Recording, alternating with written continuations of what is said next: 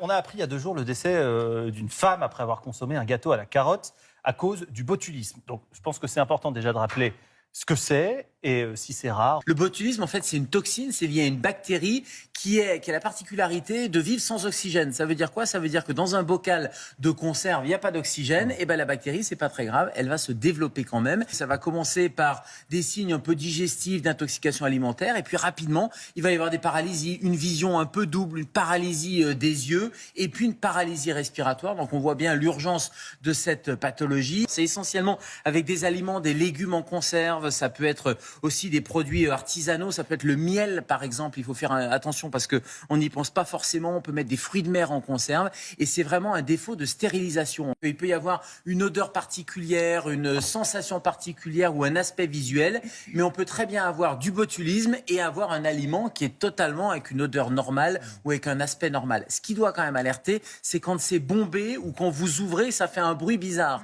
C'est pas le bruit comme d'habitude, ça fait une espèce de pchit, il y a une espèce de gaz. Ouais. Et là, dans le doute, je crois qu'il n'y a pas de doute, il faut vraiment jeter. Et puis, il y a un moyen pour pouvoir éliminer, si vous pouvez cuire, porter à ébullition pendant 10 minutes. Ça va détruire tous les spores de botulisme et toute la toxine de botulisme. Donc, vous allez, ça, c'est une garantie supplémentaire quand vous avez des conserves qui sont maison. Et vous avez parfois, s'il y a un doute, on jette. Mais même si on peut cuire, on va le cuire.